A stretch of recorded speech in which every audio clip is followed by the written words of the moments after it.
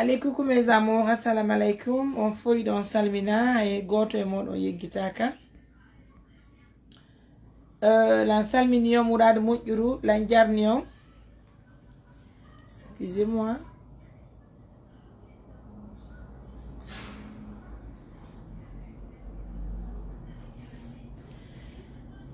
Mariam Touré, mbete pour les intimes. Harayon fouille dans Salmina Moussibé. C'est elle-même la journaliste qui est devenue une journaliste internationale. Il faut dire que je suis hyper contente. À chaque fois que si nous réalisons une émission en direct, c'est le monde qui visionne l'émission, puisque déjà, je vois déjà 135 personnes en ligne déjà. C'est une information que je vous donne et j'aimerais qu'on en discute. Appel vidéo si vous êtes prêts.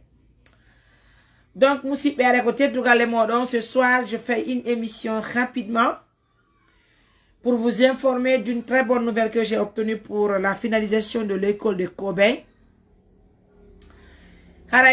Assistance humanitaire d'urgence.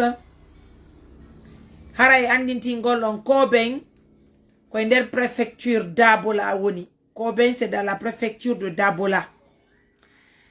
Haray non ko andinti ngollo musibbe ko hombo woni sabu yo men yaade ka meden Kobe, il faut fermer s'il te plaît. Je vais te commissionner. Mets-moi du lait dans une tasse. Tu mets du lait et du couscous. Tu mélanges, tu mets le sucre, tu vois. Il faut que tu achètes. Dis à papi de l'acheter alors s'il te plaît. Oh, les Jonathan. Ok, vas-y, appelle le taxi. Excusez-moi. Papi va descendre.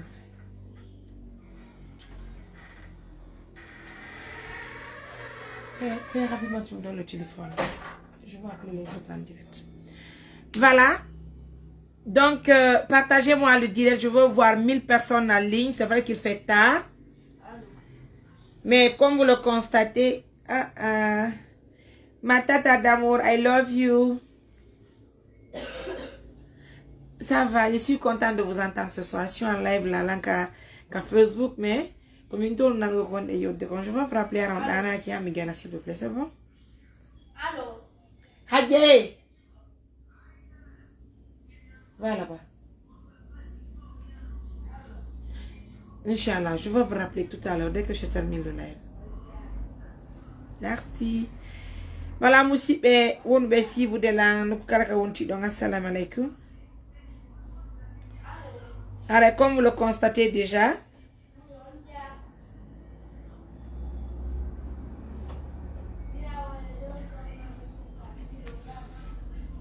voilà, Moussibé, comme vous le constatez, je suis désolée d'abord. Excusez-moi, je vais mettre le micro là, c'est bien, non?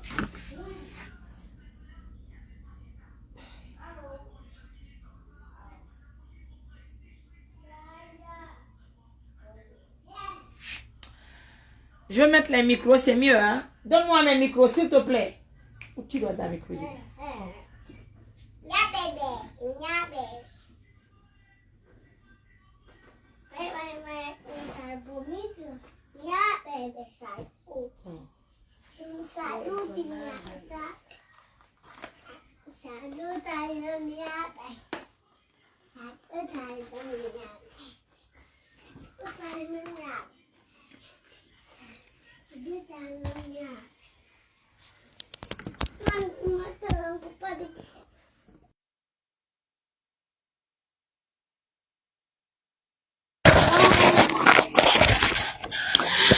Voilà, Moussibé, Wonbe, si vous de Mariam Touré, nous karka wonti domi do salminion, la Njarnion Mourad Moutjuru, 300 personnes en ligne, c'est important.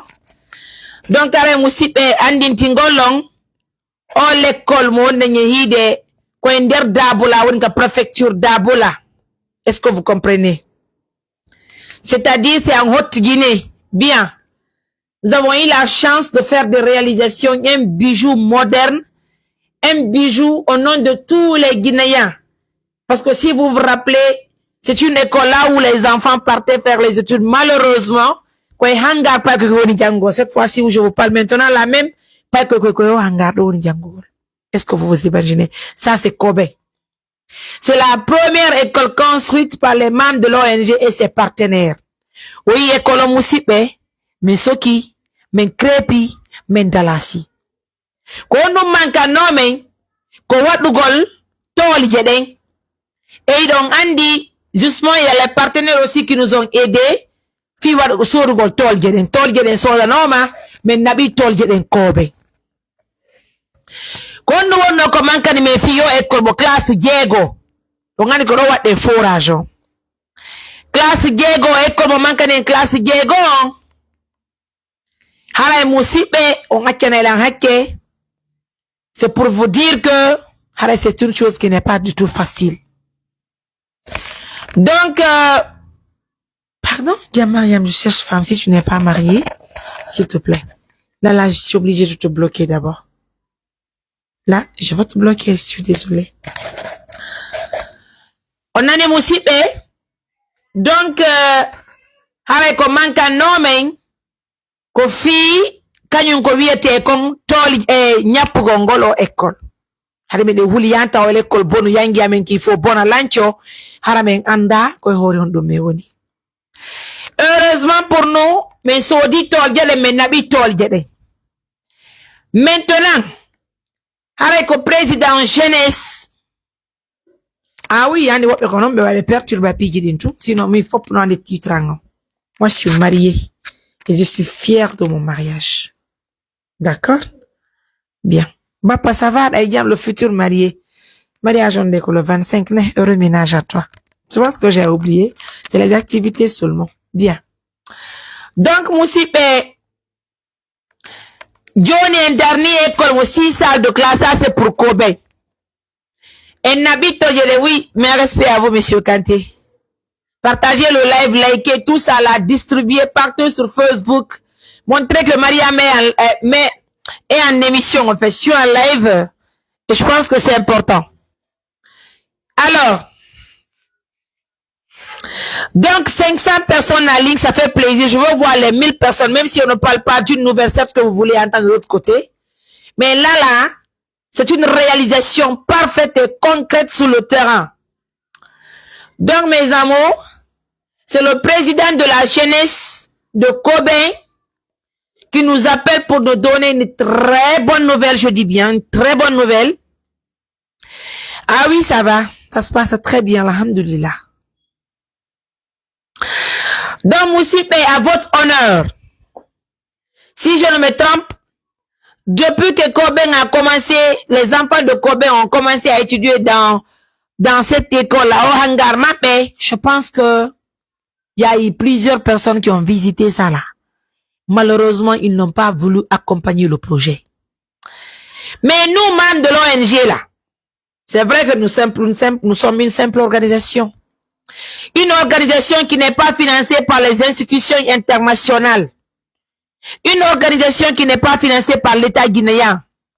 C'est une organisation qui est financée uniquement par c'est-à-dire à travers les personnes de bonne volonté, ce sont eux qui nous accompagnent matin, midi et soir. Mais à travers ça, nous disons alhamdoulilah. Le premier jour que nous avons visité Kobe, c'est monsieur Houlare, il faut le reconnaître. C'est le frère Houlare de Kobe. C'est lui qui nous a fait venir à Dabola. Kobe, c'est lui. Mouni, ça va, chérie? Monsieur Houlare nous a invités à Kobe. C'était pour rencontrer un vieux papa qui est malade alité, qui n'avait rien. À travers cela, nous avons visité cette école. Et aujourd'hui, voilà la réalisation de l'ONG, assistance humanitaire d'urgence à travers ses partenaires. C'est quand tu vas, je sais pas c'est où. Alors, côté Dougal, mon président Geneson, Kamed, Mton, et Wonido presque 0 heures, mais notre deal en Beholi, Wande Mahara, Moussipe, Kosatano, en Konghara Behibi. Bay Kamed, Mamunga, et Landino Fil Eden, ya un montant ko yata wa 12 millions, 13 millions de nos francs guinéens, fiye pour Wallet, et n'y a perdé aux écoles. Hara ko président Geneson tonde, il faut fermer encore. C'est quoi encore?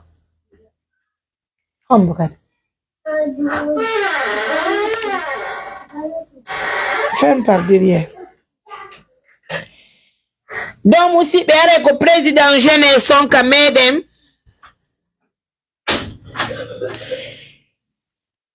C'est vrai que oui, depuis le matin, il avait appelé mon mari pour donner la nouvelle à mon mari. Et c'est tout de suite qu'il vient de confirmer la nouvelle pour nous dire que le président jeunesse, c'est-à-dire la jeunesse de Kobert,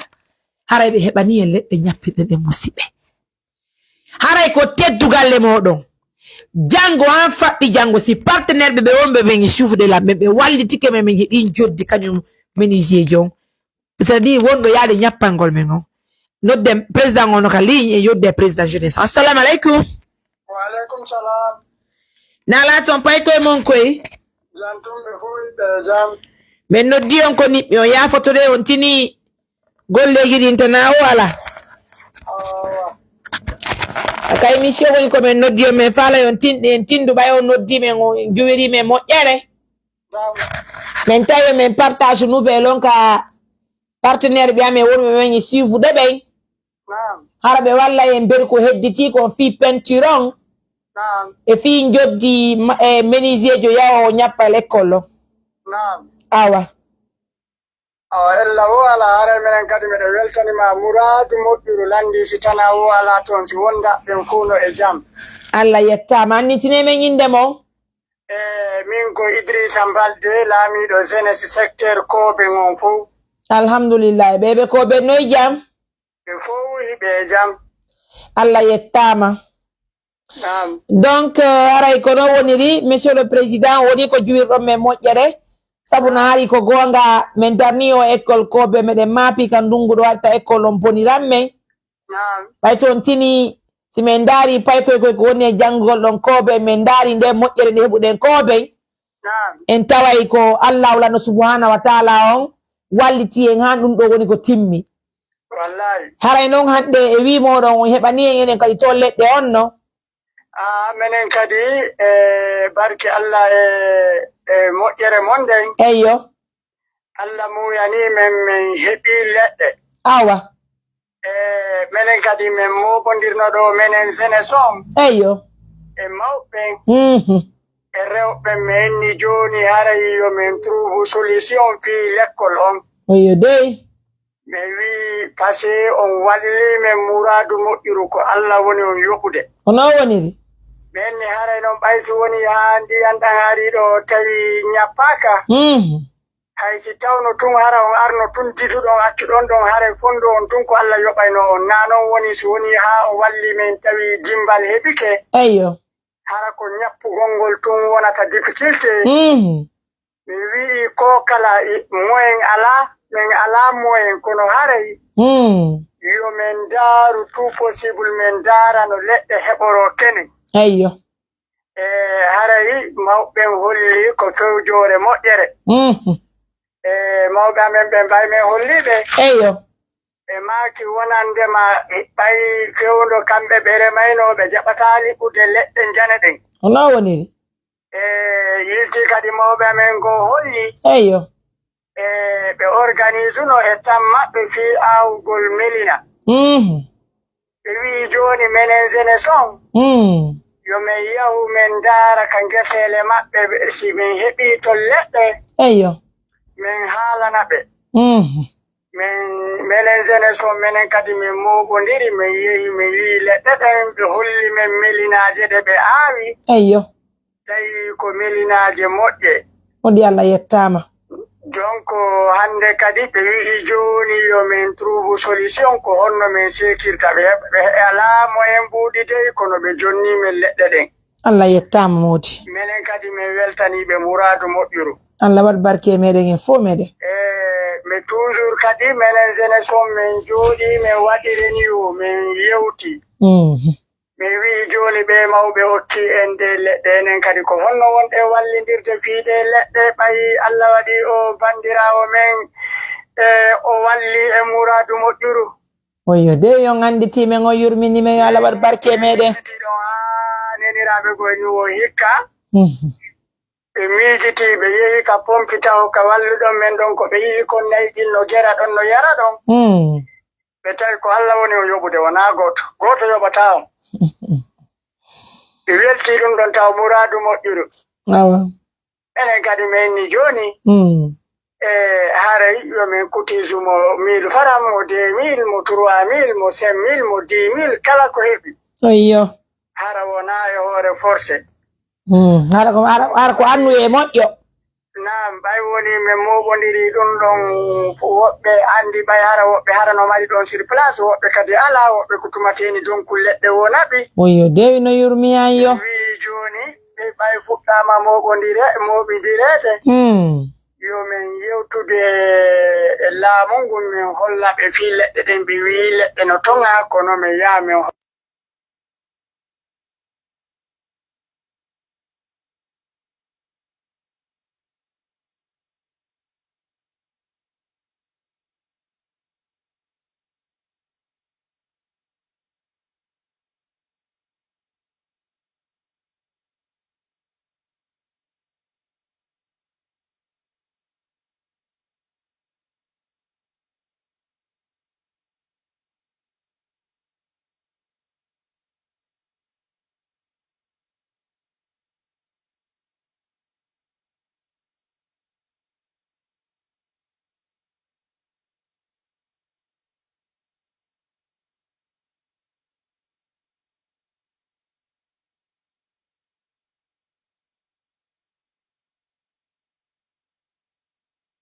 woni ko yo seeko fof min yoɓay mo woni mi winni jooni yo wallu men fii leɗɗe si tawi mbuuɗi ɗin fof moɓondiri min yoɓay mo fof si tawi ko feccere mbuuɗi leɗɗe ɗen moɓondiri min yoɓay mo ɗum ɗon o yaafo men haa min ɗaɓɓitira seeɗa seeɗa min rewata ɗum min ɗaɓɓitira seeɗa seeɗa min yoɓa mo haa lanna fii ɓay pellet ko walluɗon men kon ko Allah wono yoɓude ko walluɗon men kon wota perdu ɓay so woni ɗon haa ko mowaade uttuni tawi min ñappaka ka mowaade uttuɗo tan ndiyan ɗan aru jimbal ngal heɓa deferte tawata hara min jooɗike haa ɗum ɗon waɗi ɗoɗi on jarama yo Allah yoɓu aray minen kadi min ɗumannino ɗon leɗɗe ɗen ɗe fecca min noddi minisier jogaaɗen ɓay haren humpodiraali toon min noddi minisiejo min hollimo wiimi yo min ɗaɓɓu beru ɗum ɗo kene awa wo hay si tawi fawoyte hara ɗuɗoyta ko fawoyte min wii ella ala jooni beru ɗum ɗon min beru ko wi min ko yo min ɗaɓɓu min ɗaɓɓi ɗum ɗon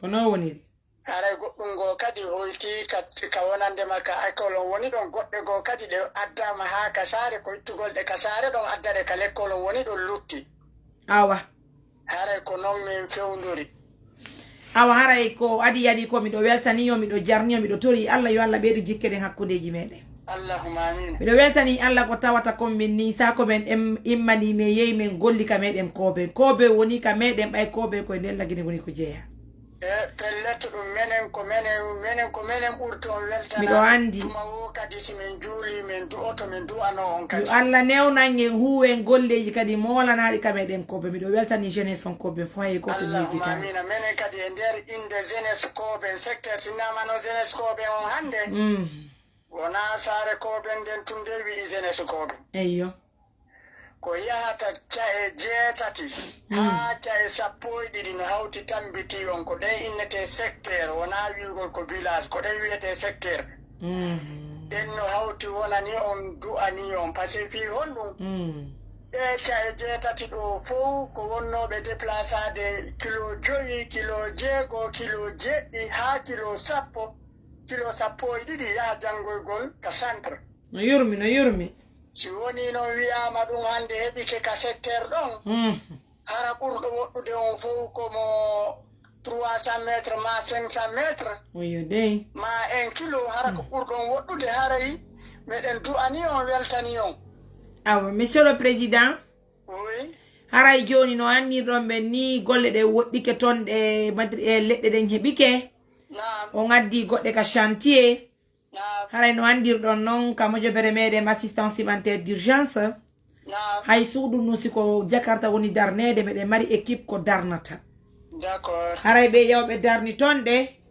on tini me yaduno e menisien jon o ye o hi golle den tongo kanko wadi devi on fo devi madriye on kanyuma e devi tolje de alla ko sede me yeggita ko ben koron tini harbe den darde fayntino partner ben tambitoro en wawen huude muradu kidi mo be ko seeda wonde ni warde ndaren si gasay pellet dum hare ko no woniri so yi en fuddike kadi école ka meden kuredi ko darugol fayntino golleji di yaadora c'est-à-dire men lannitoro ko be julbe ben ko ben anda kuredi kadi ko école wonde ni wadde don kadi wadi sibas mangon classe jeego don kadi do de hebbinde do ni haray leydi ndi on gandi pigi din fo wona kuredi be de mari problème mola na fi hebbingol lendi parce que ko mene woni yobude be adda be hebbina lendi donc aray dum don tusa no 15 millions de no frangina ya alors que kamedem ko be men tangini yanta ko pelleto wal no men buya il faut reconnaître parce que hebbina no men on hebbina no men haray me de welti moƴƴa kono bay on fo ko en gina yembe modi e waydere na woni sulfu si woni on hebi ciucal wallu gon men heba ledde den harame sodali ledde den modi men tori Allah yo Allah wadu barke juriya yo Allah newna ngi gayne lekkolo ngi jamo jere pay ko heba ko janga kameden ko be do welti moƴƴa mi do jarni muradu moƴƴuru Allah man haray joni ko mi toroto on wakkile yandi mi tori ko mi jeji on jango bimbi ledde den fo hewta ka chantier nani inshallah bay mi kupa yon non tu joni mi nodda menisie jon mi andina mo ledde den hebike kobe Sengaini mi lando mo don ko jelo wata men e wadirande nyappirande men école on kobe may o kanko o nyappude piji di fo e yaabe kippalen gole den hara julbe Allah be fo weltoto si partenaire be woni financani en hande projet on jemma do si julbe Allah woni andu be kobe be walli en fita lekko men on bonu kobe be okki en joddi nin ko menise jo nyappita kon sundu hara mi fodi on jango menise jo mo yaay o fuddo nyappugol gol fabbi jango si Allah jabi si tay woni partenaire be walti muradu moddiru yalla okko on cellal modjal amin okka on ban si woni kadi haray fayntim pentriye jo mi noddimo ka jemma do be sifi ko penturi jelu si partenaire be walti ki bodi haray me hewti ko wodda ko be haray joni pigni fo no jungo partenaire be onon kadi o weltanama ka medem ton nani on hebani e madriyeje jelu modi albarka ma emede welti nani sadaka yidi ngala bonde Allah ko sede o hebani e madriyeje jelu hebani e chevron jelu chevron ko men calcul ko fo chevron ko men hebi kon me hebi 160 chevron eyo me hebi 20 patin 20 bandu aw hara den don mi abure tan yaade den don de hebike awa bati yalla e mawben e mo onon kadi hara ko dum don menen kadi Allah newnani men dum don d'accord hara joni mede welti meden jarni on haye goto yeggita ka joni faynting hara menisi jon on odda yon bimbi subaka la première heure tindon andon ko manki ko ndaron si timita e to nani hara no mi tori ton tuyo ko heddi ko nabane men kenen ka chantier inshallah si Allah landon jabi jango min on mi ala golde fusu sinamo butugol sene so men naba fop mo haka santi haka der santi si Allah jabi odi alhamdulillah rabbil alamin mi do yeltadi ko be fu hay got innane lan ko be gada e gani tumbo sera piji di fop innane lan ko be mi yongal barka on jarama ko andu don golle ko min huwande ko ngon jabali bona on yimmiki o wakkiliki o wallibe men hebi ledde so yimi wadi o émission andi ngol julbe Allah be fo ko dabbi de ledde ko fi andi ngollo men e welti si mene wadde golle on hokkibe ko buri e famdude ay ko birkire wotere be webite men anna julbe men ko no wadi parce que fi honnu hunde welo moƴƴere ko ko yebe quoi be de welti président nani awa me welti ke buyi albarka yandi jango si weti bimbi ko en goto ko Allah non kadi woni on yoboyde awa ko Allah yoboyta on barka de dum kadi ko Allah woni on yobude modi albarka ma on no wadde duwa ko woni wadde duwa on kadi jaboto bay mi de photoje bay mi yo photo hande de honno de madriyeje min mi yetti Allah mi weltanike ko be mi weltanike julbe Allah be mi weltanike Allah subhanahu wa ta'ala ngal barka mo mi weltike nani awa on jarama buy albarka ma merci beaucoup joni bimbi si Allah jabi menise jon nodda o naba don e madre yandi mi jeegi on nani inshallah si Allah landon jabi barka chéri mi weltike Allez, mesdames, messieurs, comme vous le constatez, encore une fois de plus, ne partez pas loin, je libère l'antenne, je vais prendre quelques auditeurs dans cette émission. Imaginez-vous une simple ONG que certaines minimisent à votre honneur. Partenaire de Kala And au San Francisco, je vous présente l'école de Kobe. Nous avons des partenaires en Autriche, Australie, Europe, Canada, Amérique. C'est le moment que j'ai besoin de vous de plus.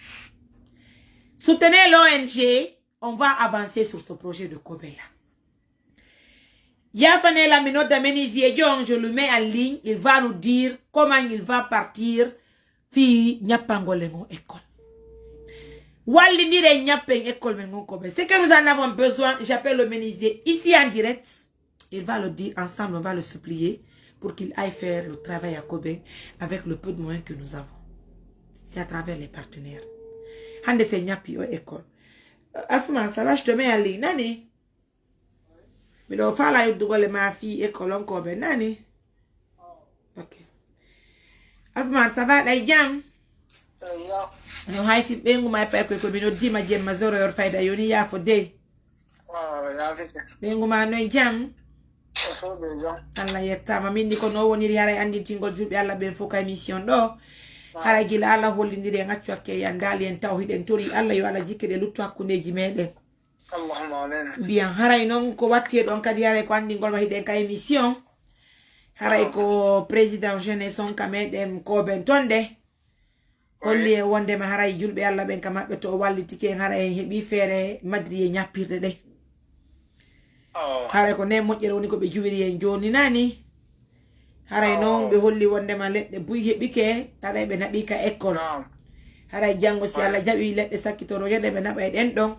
Be yewtina non kali ka école minni bimbi si weti yangi mabbe on tinday.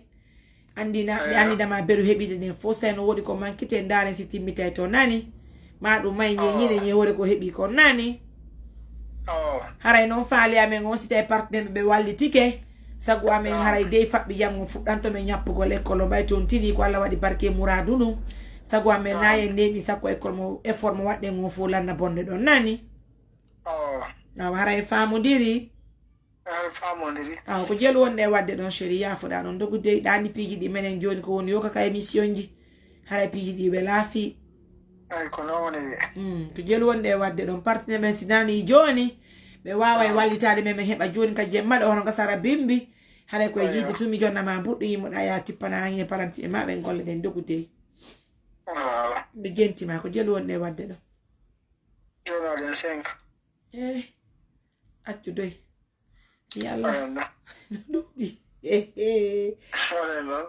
mi maradu no e ko anyei andi o école ko dumani ko fi pay ko dari école ko pay ko no jangude Alfuma wallahi ayei hanko be ngai ko be kay ko be ayei ko be ko jel wonde wadde diwta me hebata fere no Allah ko sede sagwa me fabbi jango école o nyappete sa inni men 5 millions ka jemma do me wata hebde partenaire wala nay do me dum do fop ankati accu walla men taw école podir men dogo chéri mi jeejima awa men maradin do jel wonde accude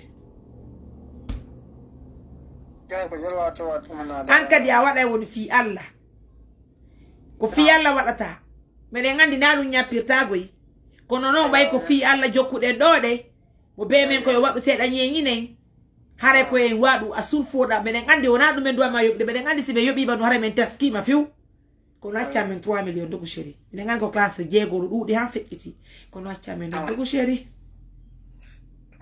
jone fala wala men kat non Alfuma. Désolé, je suis même désolé de discuter les prix en direct dans cette émission, mais oftini sa gwang bay tout le eden hebike e wawa tari tabu ko projet Alfuma Allah ko sede yare no on kat on ngaray passé din ko do woni yude ka passé nende passé mon niyo dewi me watana bugolo me mara on no École yi ma tamit dépassé de. Ame ala katto. Ouais, non mais. Afmana chamme diuta men dogo sheri dani dum ala hakkundeji men ida andi si tawi woni haray golle den wayi dum ara na problem dogo sheri accamme dum jeji ma do kanyande. Donc na kene donc wala non. Wala be wala men passé de. Ay passé no ko jere be tuton goto. Mi anda de ko jele be yobita ton goto. Andi menen ko auto me wowi yaade mi anda ma ka mutoji. Bay non do ko jelo wata yaade. Mena ya tama men jo. Mena je. On nayo. Ay. O wawa yaade fabbi jango. Ay na wa do fabbi jango. Aw toro de ngal do e fabbi jango hare partenaire be walli en bi joddi mon di ndarono yayno nyappina no en école ndogu sheri no mi andir ma no hara wala nale sama kala do kanyande nani. Hello ala. Awa. Bay ko no jam. Fode jam. Bi coupa do tumina bana ma numéro président jeunesse on acca hambimbe no dabe bani dama ko madri jeru hebuden ton nani. Oh. Yandi fi alla nyengine dum en yo tali fi dum on ande na bali ponti ngeden ko tol jeden tun nabuden. Okay. Pon kasi yo fo mo bi mi na tete manne. Oh way ko do halta ponti ngom mi acca bi mi ko dum nan émission mi dana ci ko fi partenaire ben nan ko fewndi ko lutti ko be walli to hebe. Okay. Ponti on no. Ponti 10. Et 12. Fo mo kilo jelu. Fo mo wayen to wano. Fo mo wayen to wano 40 kilo. Habbo mi calcula do 40 kilo parce que ponti en paquet ko 20 000. Non. Ouais, unko 800 000 awata. 800 000 en joddi mon 4 millions 800 000. Oui. Passi di men ala choggo mon chéri. Allah ko sedi ali dum ala ko ne men al fumar. Hando. No wata don passe. Ngaro. Joni al fumar wala jannani yalla weto jamo yerede yo Allah bimbi taw nani. Allah ma wina. Barka bu inda 40 kilo ne ko 800 000. 40 kilo. D'accord. Al barka bu mi welti ka yandi nani barka bu chéri. Okay. Merci beaucoup, mesdames, messieurs. Nangir do nongara foi don salmina don jarna goto yeggitaka. Hale noko kala ka wonti do musibe bo be sibude assistance humanitaire d'urgence. Ko andi ngolo école men ko be hara hebi madriye musibe hunde ma pinonde la ko ma pinni ko fota wona seda. Hara alhamdulillah rabbil alamin. Tay kala waddo mojjere Allah yobita ko mojji hara la tori be do mojjere jibune wadde ko. Amma poto wona balde Allah itta ande mane fiu. Sabuna de balde fekde do mi do mapi ko no me nyappeta ka meden ko be tawa hande be yuira la de mojjere wonde ma assalamu alaikum allo musibe haray ko no woniri haray ko teddu galle modo bimbi ko me yekala tan Modi anodi salama halimo parce que be noddi no langa be hendaki lami do kippi fi no debbo ngoberire be holli be ko be noddi wonde be bani me madri ko teddugal amen mojjere ko mojjere yobirtirta alla aninta ko tagi ko sabuna mi do mapi no ko no wala ko nyappirte musibe hare ko teddugal modo nous avons besoin d'un montant de 4 800 000 de nos francs guinéens fi be yaw be nyappana disons sinon il faut dire disons 5 200 000 parce que 400 000 hidin aller retour ngaiti temata on 400 000 aller retour ayono ta 400 000 passi mabini do e ko be jaw ma be nayo se kuto kono vaso de merde kon nunguni kono be dette mutu be ya be wada mutu jidi be wada surcharge be mo be ya fi be nyappani sayo no tawro ma woko no wonda tamporde sayo kono tawro ma woko no tamporde da sayo musibe donc haray kala andro no sivu de frère Bouakar ça va chérie d'ailleurs kala andro no sivu de assistance humanitaire d'urgence de weltani alla ko tawata école ko be mon koy pay ko men ko jangay no donc medem ka hangar ta ko meni wahata to golo école assalamu alaikum allo met pentri on jarama mino diri on jemma ya fe dogude ko mi fala dettu golon ka antenne wodi ko mi lando to on fi école on ko be haron seytina no ay wadde on ka antenne ama ya fe dogude nani no hay fi boy haray ko andintingol julɓe Allah ɓe gila men fuɗɗi golle meɗen ka assistance humanitaire d'urgence cuuɗi darnaɗi ɗin fof kala komin hutorta peinture kono woni men heɓaɗangol ko no woniri ka alhamdulillah rabbil alamin yo Allah jikke ɗe lutto hakkudeji meɗen nani haray ko fi école men gon koɓe o yeeyi koɓen ka o yaali koɓe école mo daruɗe gon dabula koɓen ɗaɗe haray ko teddugal e moɗon ɓayi feere heɓike kadi sagataɓen ton jeunesse on ɓe walli en heeɓi madriyeji ñappirɗe ɗen enen kadi ɗo gandi hari feere heɓike en naɓinottol jeɗen donc aray ñappugol ngol waɗa e janggo han faɓɓi janggo si tawi woni partenaire ɓe wallitike haray komi humpa andude ko bidon jelu peinture ten ɗo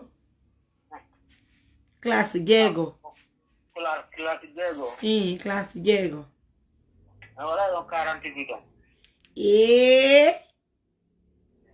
subhanallah mais mara ɗum ɗo nder ɓaawo ñappe son pente ko ɓaawo tum pentoto nga ko nder tum pentoto aw mi anda se ngala wiccude ɓaawo so ñini lan 40 bidon ndu na 200 000 fois 40 hey ɗum ko jelo non ɗum na 8 million non subhanallah o satti ayo ñinnañi e yewte woni ko mi wi no satti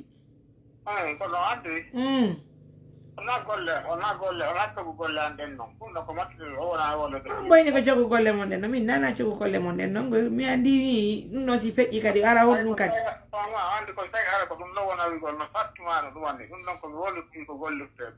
mi inni a on defi ɗon no satti menen sattani men menen no gandi menen jigini fof ko seeɗa seeɗa mi woni waɗugo ɗum ɗo aɗon famude joni wi ɗon 40 bidon ne no ɗuuɗi moƴƴa noon so tawi woni koye wiccugol ngol ɓaawa ko jelu watten bidonji ɗi wiccugol ngol ɓaawo kara ko kuloton wona wittede sago añen pente ko ɗum ɗo ɗo no ɗuuɗi o 40 bidon no iye 40 bidon yeyon ɗum kadi koloran jelu paquet ko jelu paquet ko jelu ko lorangi ɗin ko jelu ka ko prion paquet on ko jelu prion on calcule tum ɗo 15 000 fois 12 ɗum ko jelu horta 15 000 fois 12 trois paquet donc 180 000 donc jelu ko ɗon nakati ko trois paquet 180 000 fois 3 540 000 woni 8 millions 540 000 ko ɗum ɗon 8 millions 540 000 e on ɗum kadi e ɗum a fi peinture fi baahe ɗon bidon jelu andi noon ɗum way ko l'école andi peinture watte bidon jelu ɓayɗon andi bafe ɗen ko ɗe jeego kono ɗon andi e warano fenêtre ji ɗin ko waɗɗen ko budde ɗe waɗɗen ka fenêtre ji kono baahe ɗen nder ɗo yeeso fof ko waɗa baahe debatan ka bafe jeego waɗɗen ɗo baahe jeego kono place ɗi jeego noon fof waɗɗen peinture ka ɗon bidon waɗi ɗo yonata bidon jelu wande wadde waɗen tujjon waɗen wajon 5 bidon andi ɗum ko 4 kilométre noon andi wa peinture watte on noon no ɗuuɗi waɗen 3 waɗen 5 mi wi no ɗuuɗi sen ko waɗen 4 tawa bidon wum gotum ngo jelu 150 000 je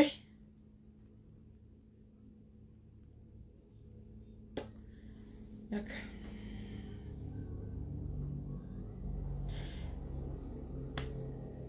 ngo calcule en nane ɗum ɗo woni 1 million 140 000 fofo mo devi mo woni 9 million 140 000 lanni pétrole pétrole jelu 5 litres litre ko jelo Jammi.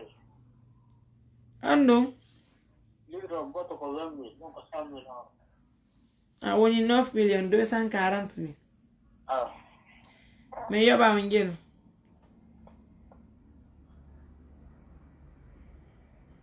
Wande bro hodo. Hodo 3 millions 500. mais mara on a chane men 2 millions Bon, ina ni go to gondere bawo. Bon ay tay Payo namin tuwa sa Benguelo ng Andy. Kung yun, daw di yun 2 million. awara pasi mo ni ko don yibata nan Tapos, kupas kang ko yun. mi anda Oo, kung doon doon dengan dulu tau. te fiara to wara wana lai sadaka ko do itro kadi sadaka ko do itro bik nani mi wi ko hakkude ni alla en darata e ko darnude kala lankanya kaka peinture ko mi wi on ko 3 millions passe din ko don kadi to ko nabudu den fo ko hikka wanta hinsi den nabiji hikka do me mara passe e famotire Don't pass, don't stay pass. Ko do ni di yun daw 2 million kan sawal nganda to. Allah akbar ana ya biyo de passe di do buri biya mi ambarka no buri mi ala din ko 3 millions on mi mari hay ile kadi mi joyta di ko mi joyta kiti do ko devi wonne wade devi public ara woni jelu acce ton falgina fe nana ara woni do 9 millions 240 000 tawti 3 millions mo ara woni jelu Only 1 million. Only 9 million or 10 million. 340 000.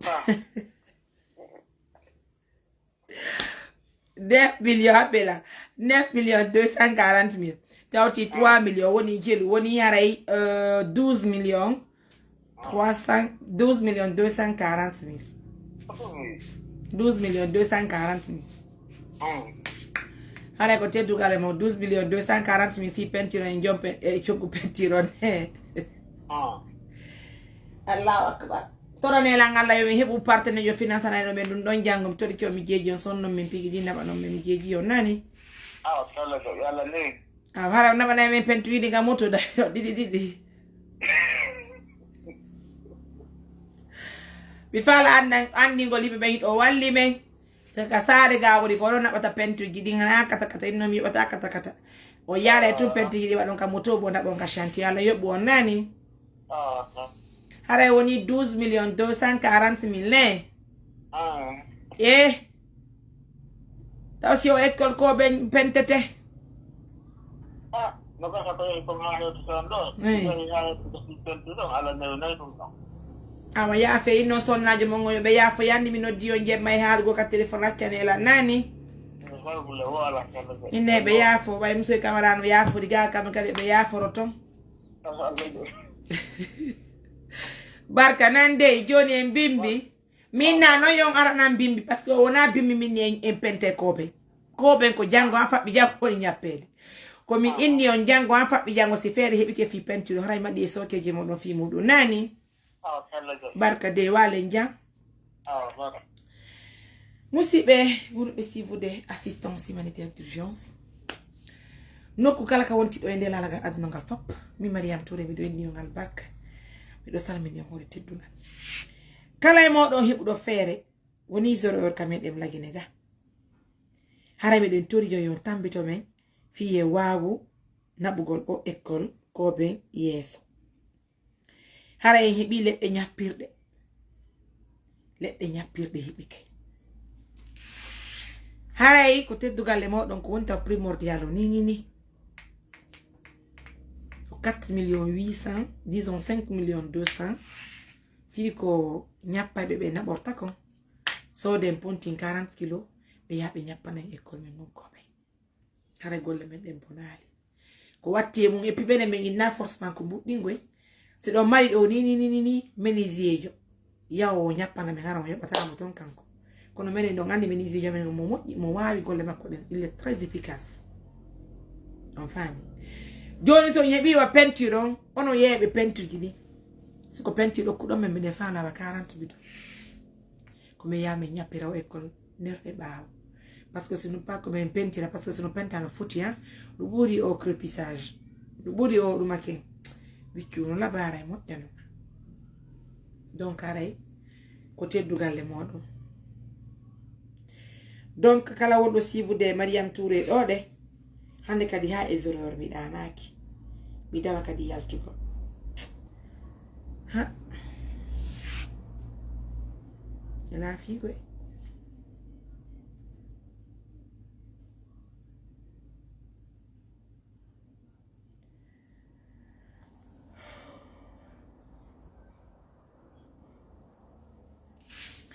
j'ai eu la chance de te rencontrer à Trècheville. Rama, ça va, chérie, d'ailleurs.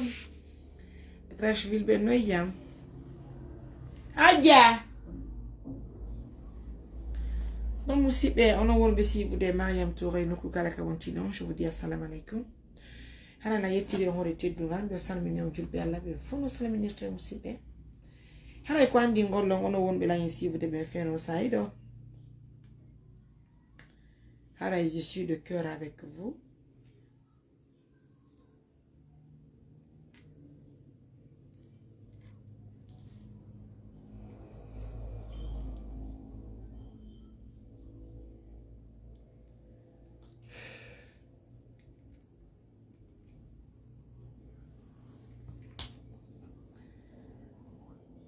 Fille Makodo, mais toujours vous êtes à Paris, il n'y a pas de souci. Donc, car un faux mot de malbarka mon nom. Donc, calamar de faire et waliti, mes filles, mes waouh. On s'est rencontrés aussi à Trècheville. Ah, ok, il n'y a pas de souci. À Trècheville, il faut nous salminer. Donc, on a besoin ici, vous devez faux. Nous avons besoin d'un montant de 5 millions. Un montant justement de 5 200 000. D'accord. 5 200 000. Alors, mais on a tout gagné d'un don. Fille be yobe nyapana école mais on kobe. Et si tu as des peintures, peinture, nous avons besoin de 40 bidons de la peinture. Tu gardes longtemps dans cette vie. J'aime ton travail que tu fais. Merci beaucoup, monsieur Ibrahim.